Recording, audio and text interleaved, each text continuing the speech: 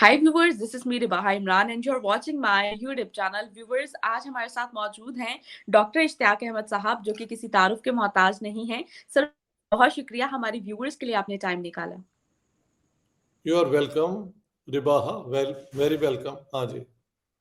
Doctor साहब, आप तो इंडिया जाकर छा गए हैं और मैं देख रही हूँ कि बड़े बड़े लोगों के साथ आपकी डिबेट चल रही हैं और बहुत जबरदस्त आपके एनालिसिस हमारे सामने आ रहे हैं। तो आपके इंटरव्यूज भी काफी देखे और देख के बड़ा दिल को मतलब खुशी हुई और बड़ा प्राउड प्राउड फील हुआ मुझे। और हम आपके स्टूडेंट हैं, बड़ा कुछ सीखने का मौका मिलता है। आई विश कि मैं भी इस मकाम पे पहुंच सकूं कि आप जैसा जिस तरह आपने अपनी रिसर्च और बुक्स लिखकर लोगों की नजरियात को चेंज किया, उस तरह हम भी उस मकाम पर पहुंच सके। तो आपसे बहुत कुछ सीखने का मौका मिलता है सर। तुम्हारी बड़ी लंबी उम्र होगी और तुम सीखती जाओ तो ये मुकाम तुम भी हासिल कर सकती हो। जो सच की बात करे, उसके तलाश में निकले, तो हालात फिर साथ दे ही देते हैं। तो ऐसे ही है। वाकई हिंदुस्तान में आके जितना मुझे पजीराई पाकिस्तान में मिली थी, उतनी हिंदुस्तान में अब टॉस करके ही फैसला हो सकता है कहाँ ज्यादा। दोनों जगह पे बहुत मुझे वेलकम किया गया है। और बड़ी महफिलें, हर किस्म के पॉलिटिकल सर्कल्स में मैं गया हूँ, मेरे साथ बातें हुई। यहाँ का आरएसएस जो है और बाकी पॉलिटिकल पार्टीज के साथ भी जो बात करना चाहे हमने वेलकम किया। लोगों ने अपने मुझे घर में बुलाया, वहाँ ही रखते हैं। यहाँ दिल्ली में मैं राकेश वैद साहब के पास ठहरा हुआ हूँ, जिनका ताल्लुक पीछे सियालकोट के एक गांव से है, बेगोवाल। और वो लोग फिर पार्टीशन के बाद यहाँ आ गए, बस गए। फिर उनकी यहाँ पे एक वो है फाउंडेशन मुक्तंगन, जहाँ पे उनका एक वो है क्या कहते हैं यार, क्या कहते हैं यार, आर्टिस्ट विलेज। वहाँ पे उनकी सारी नुमाइश भी मैंने, वो जो पेंटिंग्स हैं, स्कल्पचर्स, ये सारी चीज़ें देखी। वो मैंने पिक्चर अपनी सारी फेसबुक पे लगा लेता हूँ ताकि लोगों को पता लगे कि वेयर एम आई और मैं क्या कर रहा हूँ। सही हो गया सर। एक्सपीरियंस बताइएगा, जब से मतलब काफी डेज हो गए हैं आप इंडिया आए हुए हैं। तो क्या क्या किया आपने और कैसे कैसे एक्सपीरियंसेस रहे? आपने अभी बताया कि काफी पॉलिटिशियंस है, यानी कि पहले दिन से लेकर अब तक थोड़ा सा ब्रीफ एक्सप्लेन कीजिएगा। क्या क्या क्या एक्साइटमेंट रही आपके लिए, आपकी मतलब इन डेज में, और सबसे बेस्ट क्या एक्सपीरियंस रहा आपका वहां पर? देखिए, 7 मई को मैं आया था, आज हो गए हैं 7 जून, तो हम्म। पूरा एक महीना हो गया है। और इस दौरान मैं नासिक में आया था, मुझे बुलाया गया था वसंत व्याख्यान माला, यानी स्प्रिंग लेक्चर सीरीज, बसंत बहार के लेक्चर सीरीज में। वो चाहते थे कि वो भी मेरी वीडियोस और मेरी किताबें पढ़ते हैं। महाराष्ट्र के लोग बहुत पढ़ते हैं यहाँ पे, मैंने नोट किया है। तो वो मुझे फॉलो भी करते हैं और उनका ख्याल था कि हिंदुस्तान पाकिस्तान की जो रिसेंट तारीख है उस पर मेरी नज़र जो है वो ही क्लोजर टू द फैक्ट्स है और मैं कोई ट्विस्ट नहीं करता।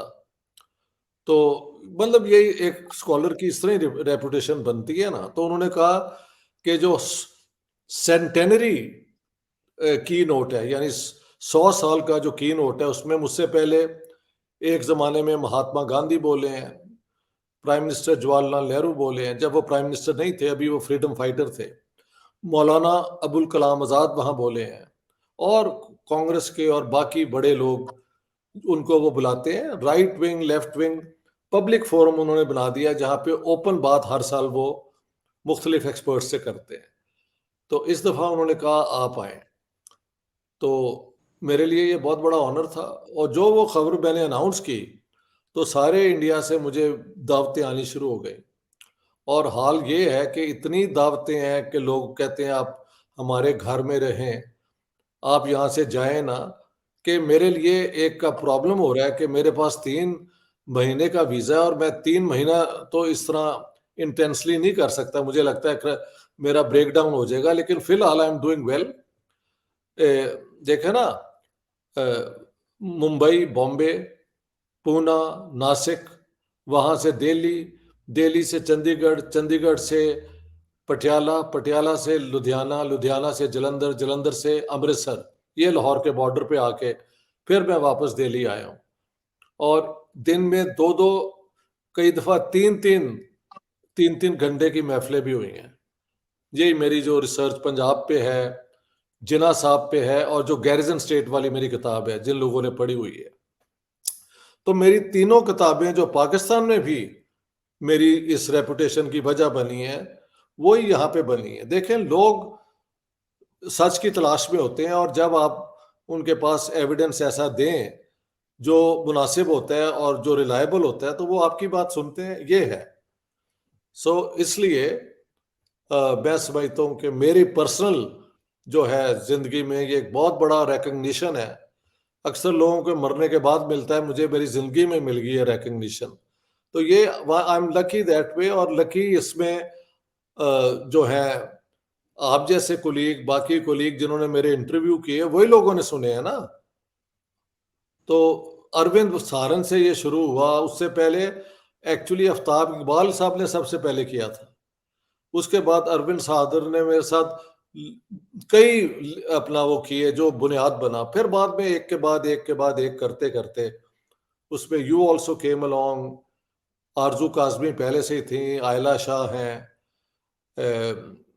कमर चीमा साहब कर लेते हैं कभी कभी, बल्कि उन्होंने कहा भी है तो मैं ही बिजी रहा हूँ। और एक लड़की शैला खान, वो भी मेरे साथ कर लेती है।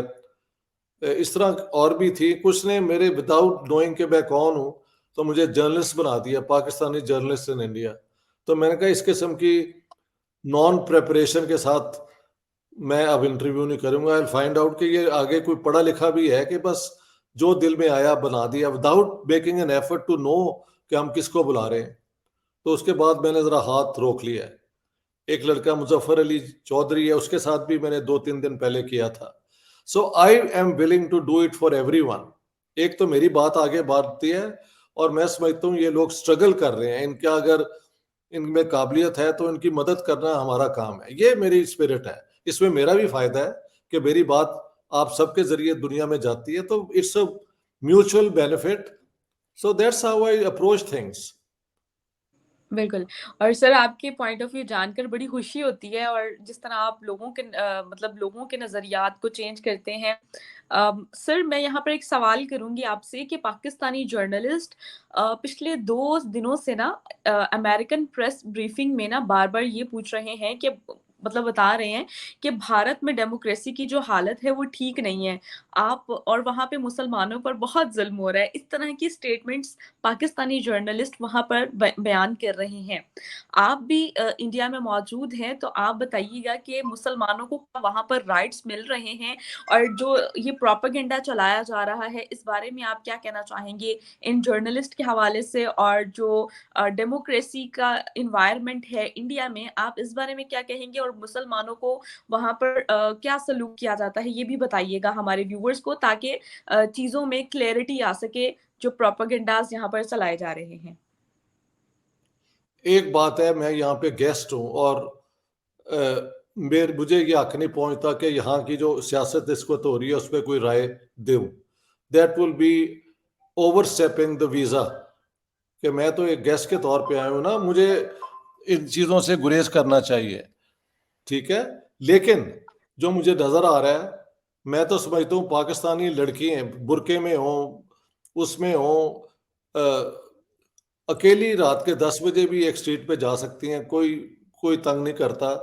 तो अगर उसको मेयार बनाया जाए, तो मुसलमान यहाँ पे, मैंने मतलब रोड पे चलते हुए देखा कि जुम्मे की नमाज या नमाज का टाइम हो रहा है, तो वो बिल्कुल इस्लामिक ड्रेस में मौलवी साहब, लड़के, यंग लोग वो जा रहे हैं नमाज पढ़ने।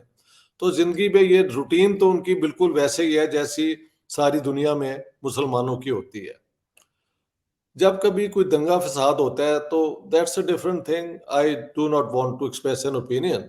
लेकिन मैंने इंडियन दोस्तों को यह खुद कहा है, और तो और आरएसएस वालों को भी कहा है, कि मजहब की बुनियाद पे स्टेट अगर बने तो वो कभी माइनॉरिटीज को अच्छा ट्रीट नहीं करती।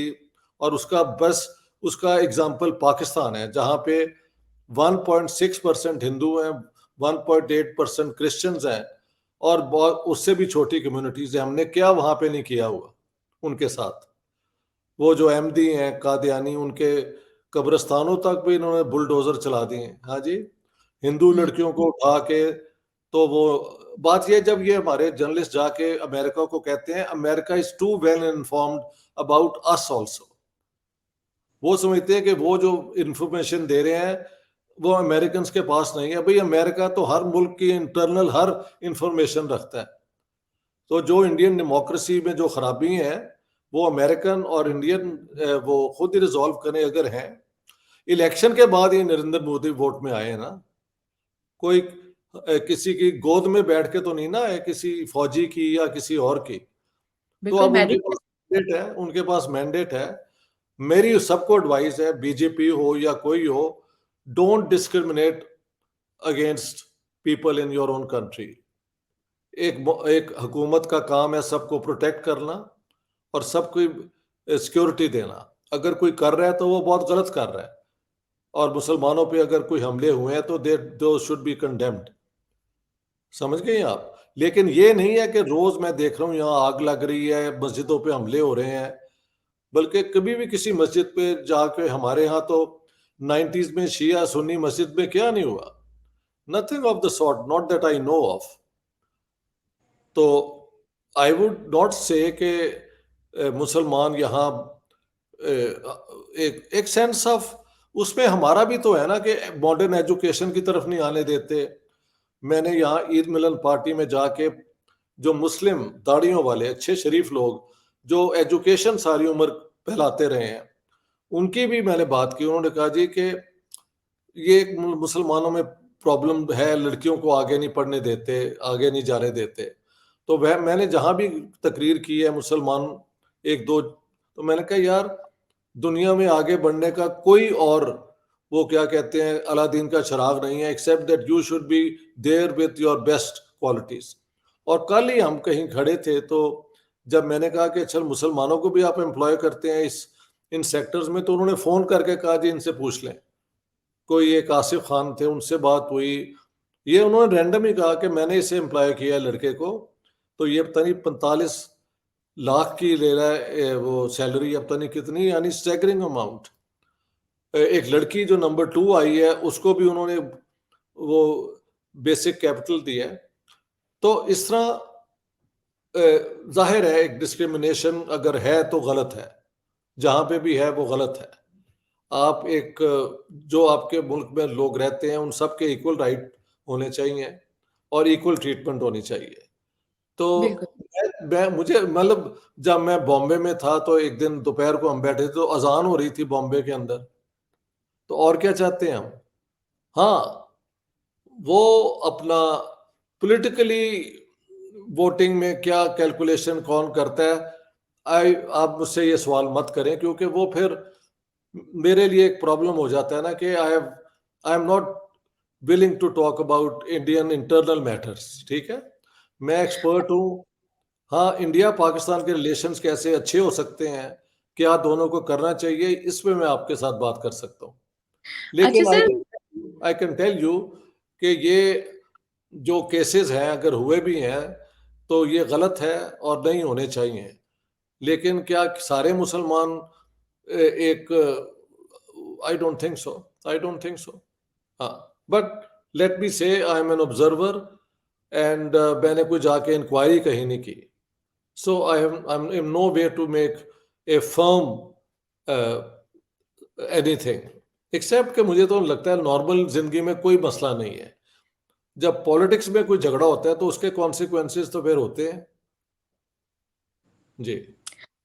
सर बिल्कुल ठीक कह रहे हैं सर। हम जो है हिंदू कम्युनिटी से इतना प्यार करते हैं कि हमारे मुल्क में 0 पॉइंट समथिंग जो है वो हिंदू कम्युनिटी रह गई है। इतना प्यार हम लोगों ने दिखाया है कि खत्म ही कर दिए हैं पाकिस्तान से। हमारा काम है कि किसी का निशान ही ना रहने दो ताकि हम कभी टेस्ट ही ना हो सकें। जो 1.6% है उनमें भी 1,000 लड़की हर साल में ये उठा के ले जाते हैं, फोर्सिबली कन्वर्ट करके, और उसको मुसलमानों से शादी कराते हैं। तो हमारा record as compare to other countries, तो बहुत लाउजी है ना। इसीलिए मैं कह रहा हूँ ये जो दो आप कह रही हैं जर्नलिस्ट, इनकी बात तो वो सुन लेंगे, but they know what is going on in Pakistan and what is going on in India. तो अमेरिकन अपने इंटरेस्ट के मुताबिक ही पॉलिसीज बनाते हैं, इन दो के कहने पे कुछ नहीं होने लगा। बिल्कुल वो ठीक लोग, कह रहे हैं। हाँ हाँ, जी ये, सर। हाँ।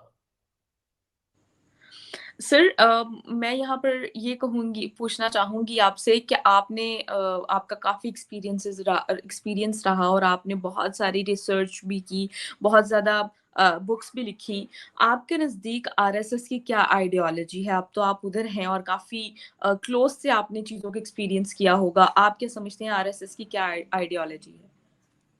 देखिए, आरएसएस की आइडियोलॉजी जो है वो ये है कि जो बंदा इस धरती पे रहता है, जिसे हिंदुस्तान या भारत कहते हैं, उसकी प्राइमरी लॉयल्टी मदरलैंड से होनी चाहिए, किसी मजहब से या किसी और से नहीं, बल्कि you should be loyal to the country which you are born in, और वो हिंदुस्तान है, भारत है।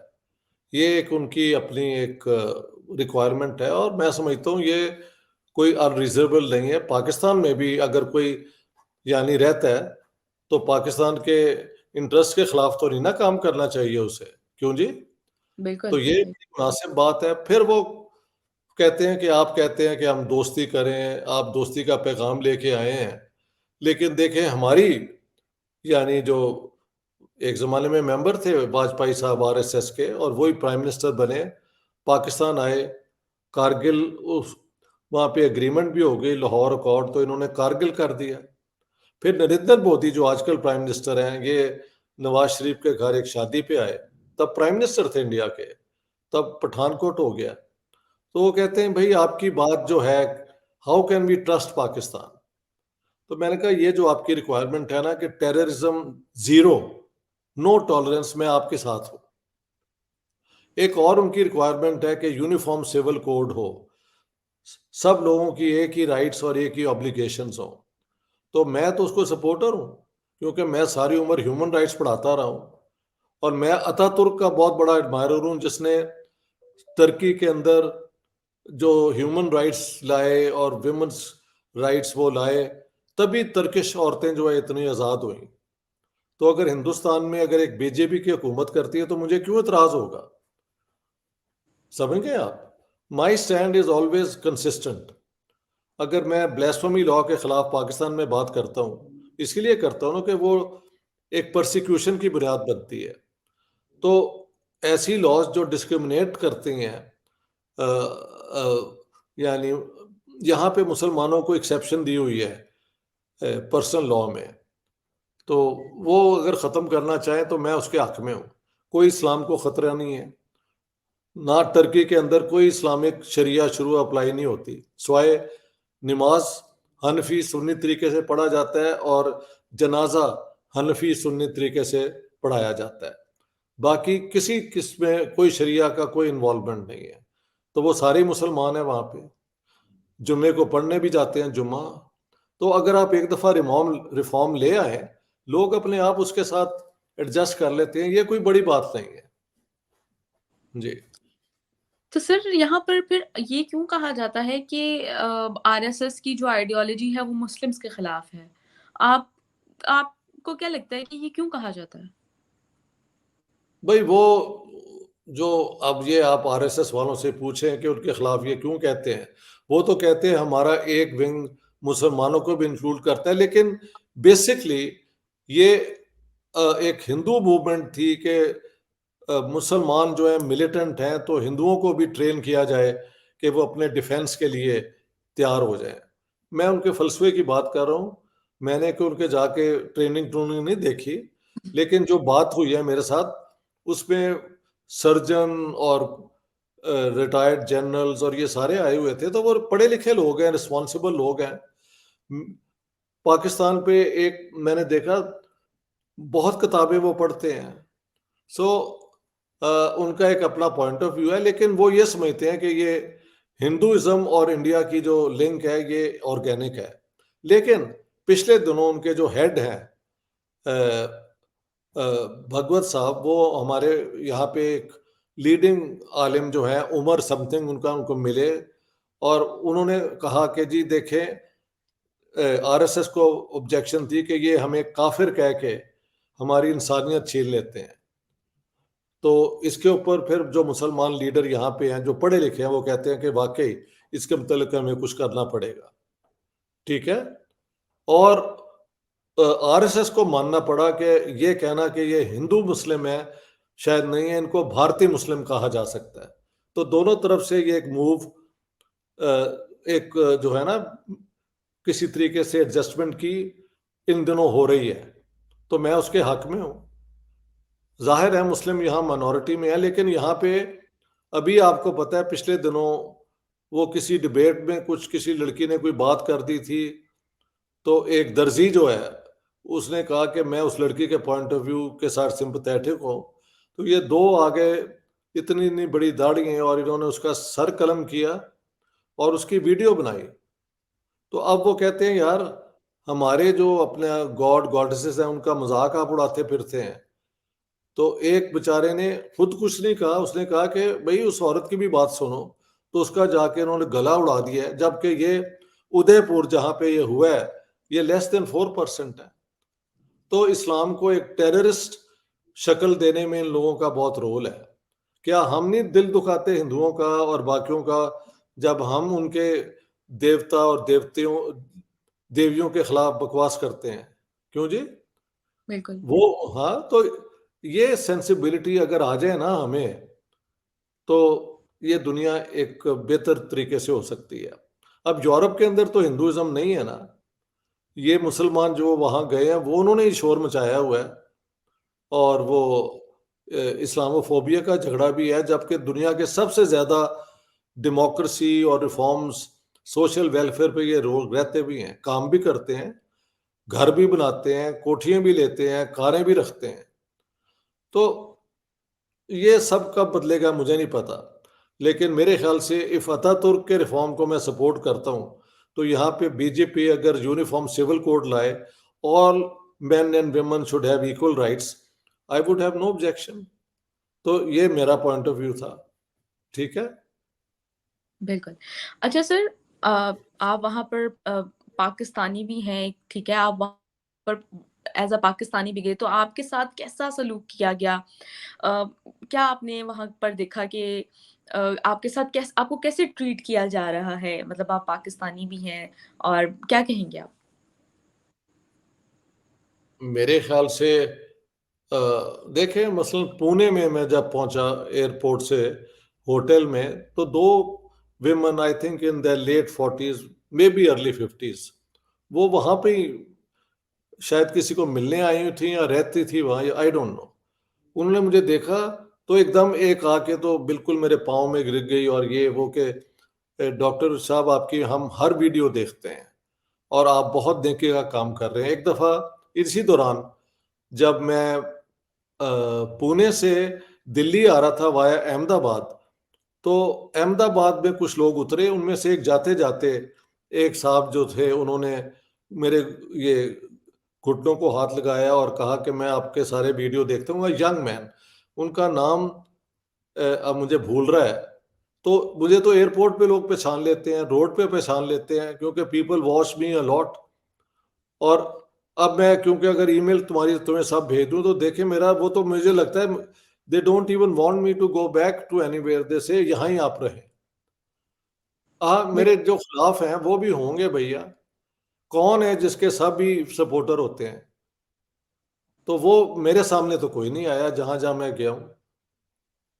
सो I have been received so well that words cannot express my sentiments, ऐसे है।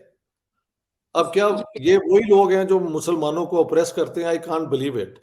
वो कोई एक ग्रुप होगा जिसका ये हरकतें हैं, अगर वो हैं तो मैं उनको कभी सपोर्ट नहीं करूंगा। अगर पाकिस्तान में माइनॉरिटीज के साथ कोई ज्यादती करता है तो हम तो बोलते हैं, तुम जानती हो। बिल्कुल। अगर यहाँ भी होगा तो हम तो उसको पसंद नहीं करेंगे। लेकिन हुँ, क्या ये हो रहा है या नहीं हो रहा है, मेरी आंखों ने जो देखा है वो यही है कि लोग अपनी डेली लाइफ में आराम से ही मुसलमान हो कोई हो, वो जा आ रहा होता है, उसकी हरकतों में मैंने ये नहीं देखा कि वो डर के या भाग के जा रहा है। जो उसका रूटीन जिंदगी का है वैसे ही है। सो ऐसे है। बड़ी बड़ी मस्जिदें हर घर में अपना शहर में है। अब तो मैं पंजाब में होके आया हूँ, और वहाँ पे मलेरकोटला में बहुत मुसलमान है।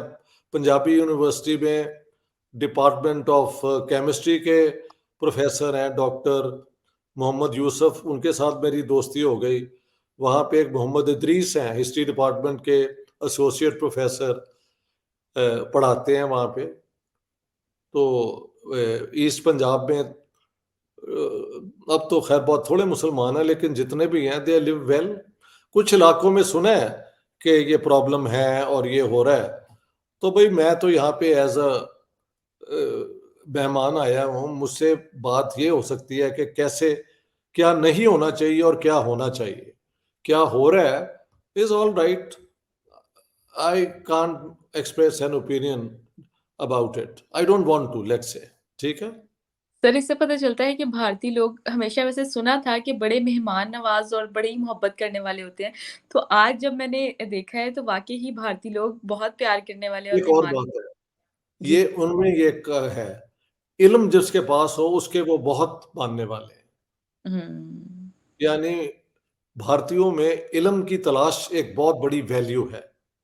मसलन मैं एक किसी प्राइवेट महफिल में गया, उन्होंने लाइब्रेरी दिखाई, 751 किताबें सिर्फ पाकिस्तान पे थी, और अच्छा। टोटल वो कहते हैं कि 25,000 ये मेरी किताबें हैं, ये मेरे यहाँ पे पूरी उन्होंने मुझे लाइब्रेरी दिखाई। तो मुझे नहीं याद कि पाकिस्तानियों के पास 2 या 3 या 5 से ज्यादा किताबें पाकिस्तान पे होंगी, but he had all of that, और वो पढ़ते भी रहते हैं।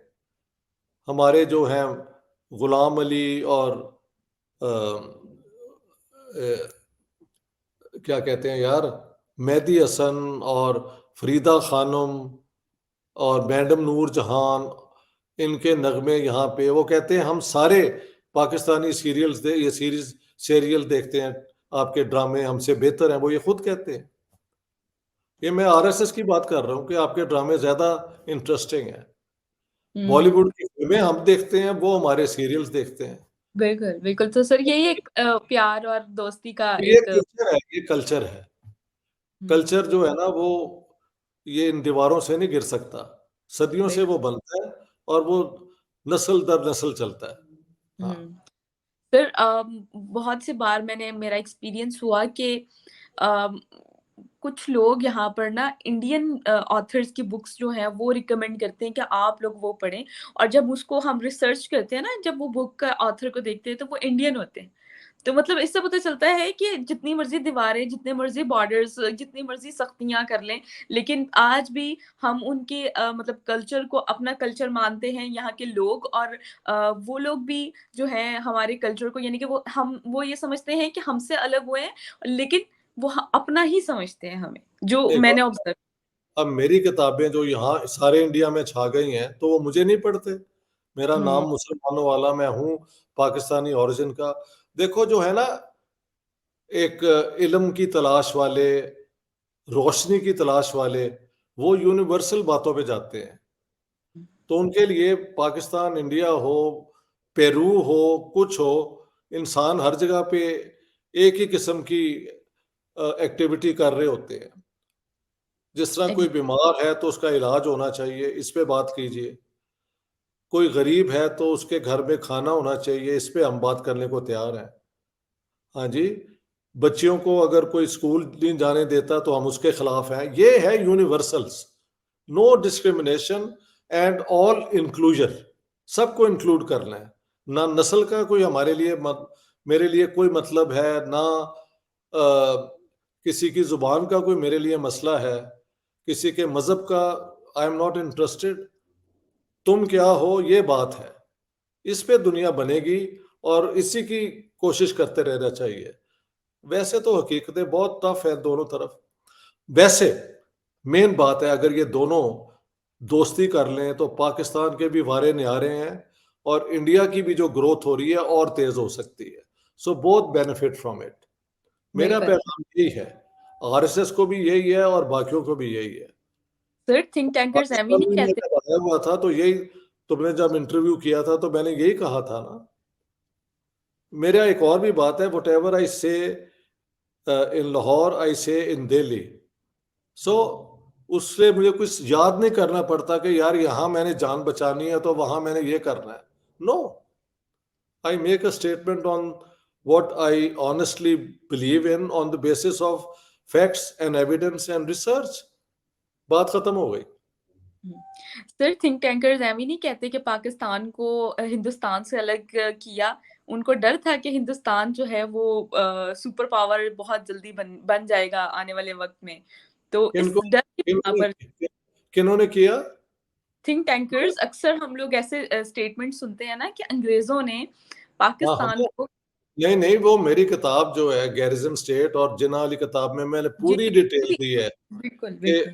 ब्रिटिश मिलिट्री ने पाकिस्तान को बनाया था सोवियत यूनियन को कम्युनिज्म को रोकने के लिए, और उसी लिए उन्होंने पाकिस्तान को रेडिकलिज्म, एक्चुअली पाकिस्तान में तो वेस्ट की वजह से आया है, सऊदी अरेबिया का पैसा और अमेरिकन ब्रिटिश इंडोक्ट्रिनेशन डायरेक्शन, ये करो वो करो।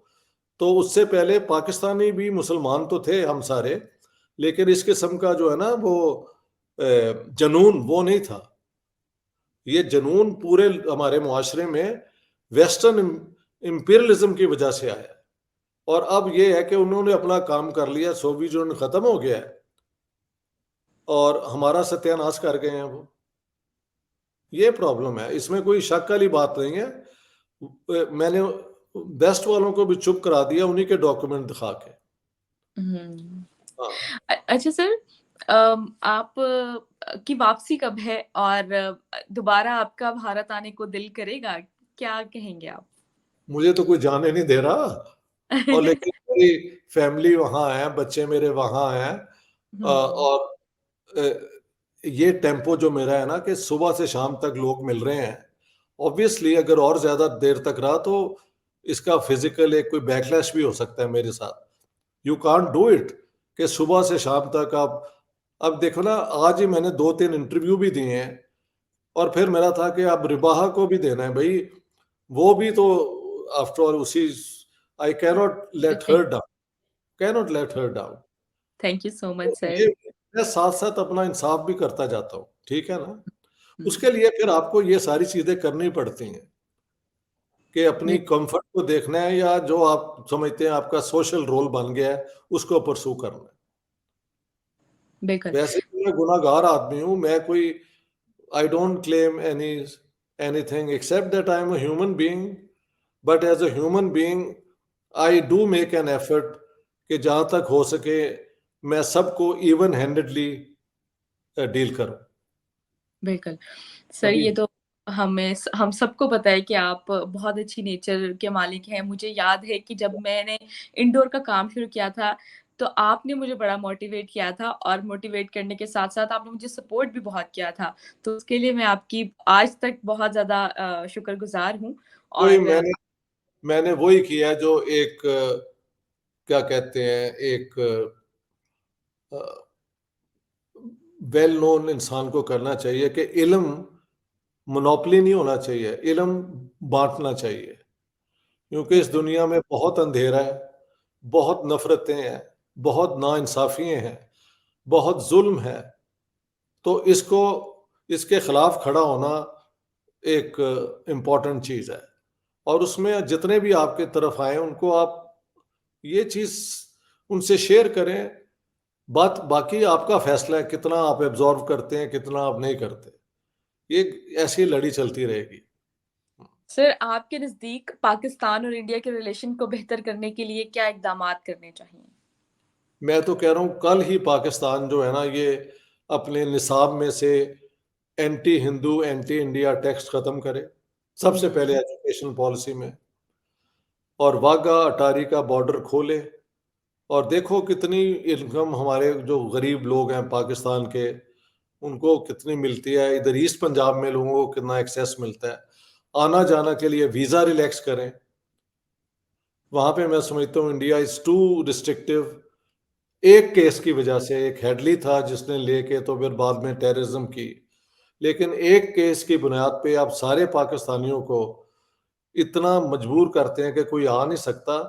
ये मैं समझता हूँ India should review it's policies, लेकिन वो दोनों तरफ से होगा ना। वीजा पॉलिसी दोनों मुल्क एक जैसी अडॉप्ट करते हैं, लेकिन ऐसी। उसपे गुडविल होनी चाहिए। ये कोई, अब पाकिस्तान कोई फाइनेंशियल डिफिकल्टी में है तो चलो अब दोस्ती कर लो, जरा हालत ठीक हो तो फिर वो जिहादी आउटफिट्स को जिंदा कर दो, ये अब नहीं चलेगा। ये मैं कह रहा हूँ वो हम्म। मार्केट जीरो हो चुकी है। वो जो है ना टेररिज्म इन द नेम, जिहाद को टेररिज्म इन्होंने बनाया है, मैंने नहीं बनाया। ये जिहाद क्या हुआ कि आप जाके कहीं तो वहां पे फायरिंग शुरू कर देते हैं, ये कर देते हैं, वो कर देते हैं। एंड वेयर वो पाकिस्तान रोग स्टेट, और कितने नाम दुनिया ने इसको दिए हैं, मैंने तो नहीं दिए। मैंने तो कहा ये गैरिजन स्टेट है, कि ये एक तो डर को पे रहती है और फिर ये भी कहती है कि मेरे से हमला हो सकता है। That is the idea of a garrison. It's a metaphor with a double meaning. तो जो कहते हैं ना सिक्योरिटी स्टेट, उनको मैं, आई डोंट माइंड, उनको ज्यादा कोई ना समझ है ना कुछ। Pakistan is not just a security state, it also has a ambition to be उम्मा's फ्रंट लाइन। तो ये जो है ना खलल दिमाग का, कि इकोनॉमी कोई है नहीं, इंडस्ट्री कोई है नहीं, और आप दो जर्नलिस्ट भेज देते हैं कि वो अमेरिकन आपसे सुनेंगे इंडिया के मुतल्लिक, जमहूरियत के मुतल्लिक। ये कितनी ख्वाब ख्याली है, कितनी ख्वाब ख्याली है। Don't they know what is going on in Pakistan, कि आपकी हुकूमत ही नहीं बन सकती, वो इंडिया रोक रहा है कि आप एक नॉर्मल इलेक्टेड गवर्नमेंट अपने पावर में रहने दें। How can you blame everything on India? India की डेमोक्रेसी में कोई प्रॉब्लम होगा, पाकिस्तान में तो डेमोक्रेसी नहीं है। So what are these journalist telling America when they themselves have no claim on democracy? So I don't understand कि ये इनका मेंटल लेवल क्या है, इनको ये कौन समझाता है? फॉरेन ऑफिस ये कहता है ये जाके कहो, या कौन कहता है कि इस किस्म की बातें करें? स्वाय इसके कि उनकी न्यूसेंस वैल्यू एक पाकिस्तान में बन जाती है, दुनिया में तो नहीं बनती। दुनिया तो अपना अपने तरीके से रिलेट करती है टू कंट्रीज भाई। ये जिस दिन पाकिस्तान को समझ आ जाएगा तो ये ठीक हो जाएगा, ना आएगा तो एक दिन ये collapse हो जाएगा। दिस कैनॉट बिल्कुल। Go on ever. हाँ। बिल्कुल ठीक कहा सर आपने। और आपके वक़्त का सर बहुत शुक्रिया, और हमारे यूट्यूब फैमिली के लिए, हमारे व्यूअर्स के लिए जो आपने अपना कीमती वक़्त निकाला उसके लिए भी बहुत शुक्रिया। व्यूअर्स, चैनल को सब्सक्राइब कर लें, वीडियो को लाइक करें, शेयर करें, और अगर चाहते हैं कि हम डिजिटली प्रमोट हो सके तो हमें ज़्यादा से ज़्यादा सुपर चैट करें। हमें दें इजाज़त। Thank you so much. All the best. Take